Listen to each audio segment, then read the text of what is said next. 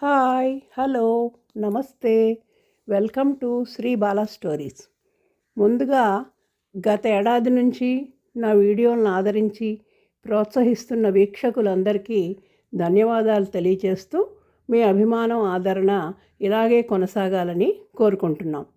ప్రతి ఏటా జనవరి 26వ తేదీ రిపబ్లిక్ డే జరుపుకుంటాం. దీని వెనక ఆసక్తికరమైన నేపథ్యం ఉంది.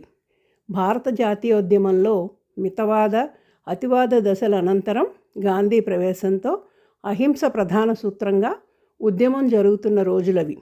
భారతీయులకి మితంగా అధికారాలు కల్పిస్తూ బ్రిటిష్ ప్రభుత్వం సంస్కరణలు చేసినా అవి జాతీయవాదులను తృప్తిపరచలేదు.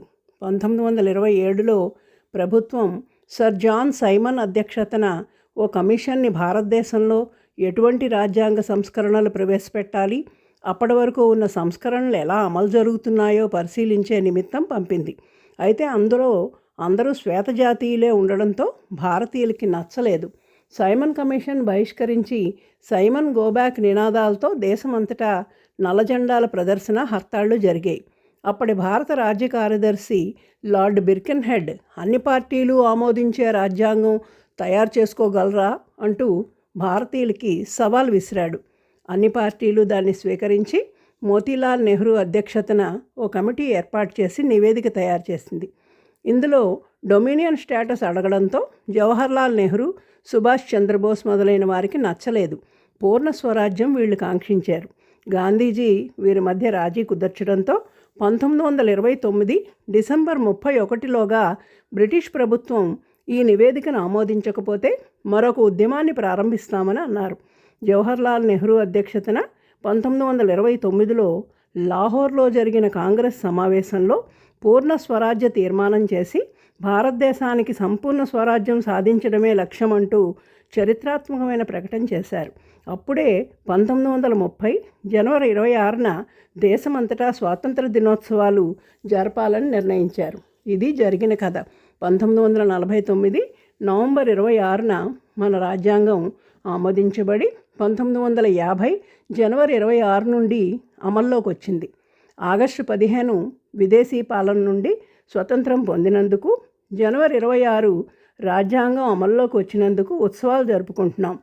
308 మంది సభ్యుల కల రాజ్యాంగ సభ డాక్టర్ రాజేంద్ర ప్రసాద్ అధ్యక్షతన 2 సంవత్సరాల 11 నెలల 18 రోజుల పాటు సమావేశాలు చర్చలు జరిపింది. రాజ్యాంగ ముసాయిదా కమిటీ డాక్టర్ బిఆర్ అంబేద్కర్ అధ్యక్షతన రాజ్యాంగ చిత్తుప్రతి తయారు చేసింది. 1950 జనవరి 24న రాజ్యాంగం హిందీ, ఇంగ్లీషు ప్రతులు రాజ్యాంగ సభ ఆమోదించడంతో జనవరి 26 నుండి రాజ్యాంగం అమల్లోకి వచ్చింది. రిపబ్లిక్ డే వేడుకలు న్యూఢిల్లీలో కర్తవ్యపథ్ అంటే ఒకప్పుడు రాజ్పథ్లో నిర్వహిస్తారు. భారతదేశ సాయుధ సంపత్తి, సాంస్కృతిక సామాజిక వారసత్వానికి సంబంధించిన అంశాలు శకటాలుగా రిపబ్లిక్ డే పెరేడ్లో ప్రదర్శిస్తారు. జనవరి 29న బీటింగ్ రిట్రీట్తో సంబరాలు ముగుస్తాయి. జనగణమన, అబైడ్ విత్ మీ, సారే జహాసే అచ్చా గీతాలు ఈ సందర్భంగా సాయుధ దళాలు బ్యాండ్ వాయిస్తాయి. 1950లో ఇండోనేషియా అధ్యక్షుడు సుకర్నో రిపబ్లిక్ డేకి ముఖ్య అతిథిగా విచ్చేశారు. ఈ ఏడాది అంటే 2026లో వేడుకలకి యూరోపియన్ యూనియన్ నేతలు ఆంటోనియో కోస్టా, ఉర్సులా వాండెరా ముఖ్య అతిథులుగా హాజరవుతున్నారు.